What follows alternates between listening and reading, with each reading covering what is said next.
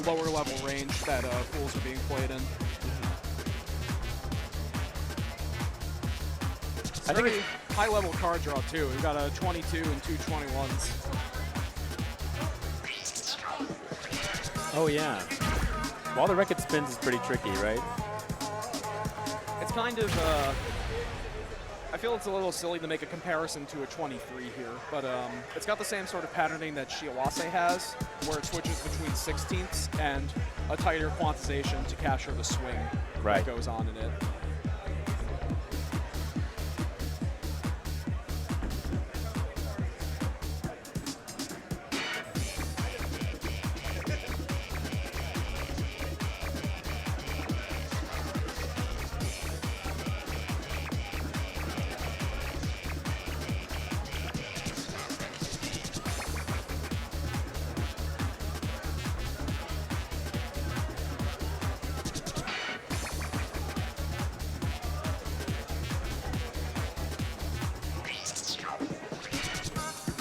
ATB holding a very strong gold combo coming into this segment of the song.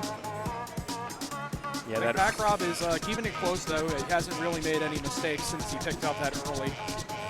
It's tough to keep focused after an early. He's doing a good job. Yeah, that point difference has got to be 200, 300 or so. It's pretty close. It's anybody's game.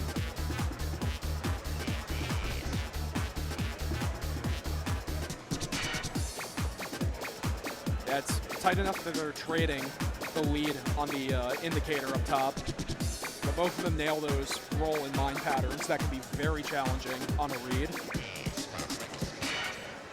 And ATB keeps it so tight. Wow. Incredible. That's either 1 or 2. 2, 2, and 1. My God. That is an impressive match.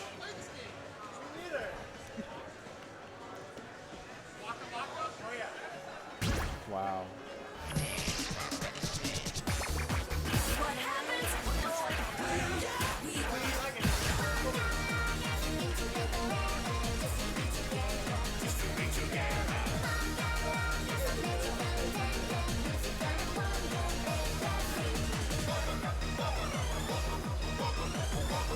So the 22, like numerically the hardest song they have in the set, and they got 2 perfects each.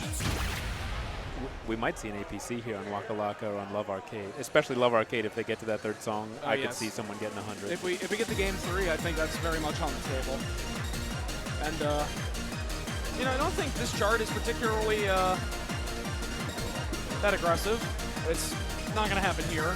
They're going to pick up some yellows on those first bursts, but I think especially the middle of this chart is pretty laid back for a 21. Alessandro picked up a few perfects early.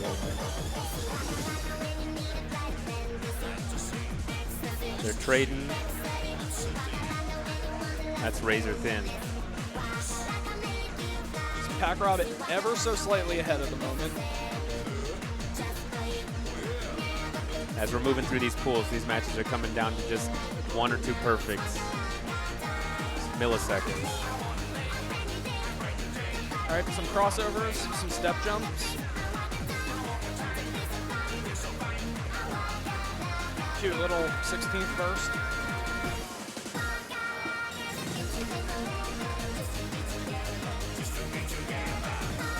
When we talk about cross-pollinating the dance game, this is a banger from old school DDR, right? And I believe While the Record Spins was an old school ITG pick too. Right.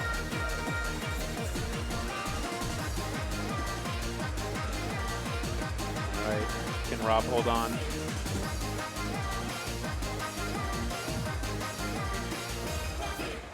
And he does. Another, I want to say that's like 4 or 5. 3. All right. Very impressive. They each won their protect. So it comes down to Love Arcade. So we've gone from an ITG one to a DDR classic, and now to a SMX specific license cut.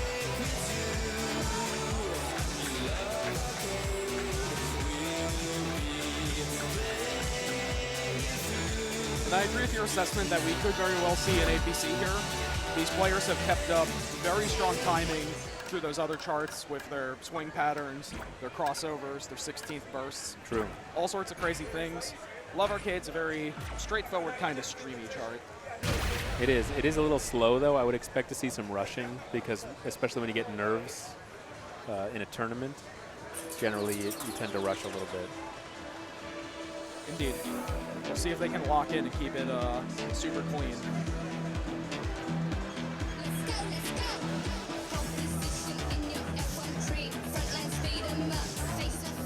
A little bit of rushing on PacRob.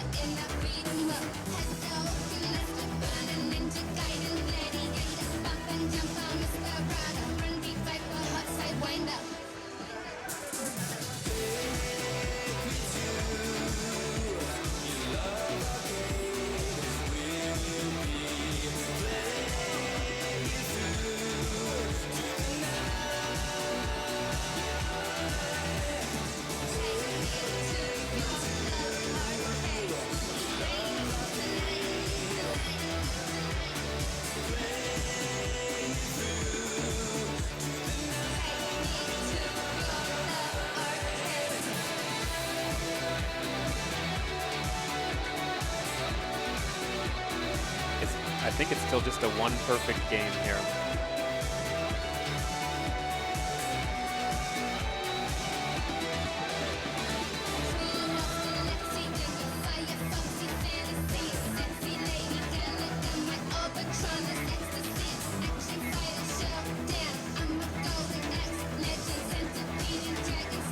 Oh. Wow. Well, it was not quite the APC we were looking for. But 1 to Alessandro 1. TV closes it out with a 1.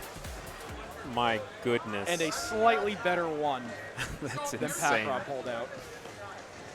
Oh my God. The nerves.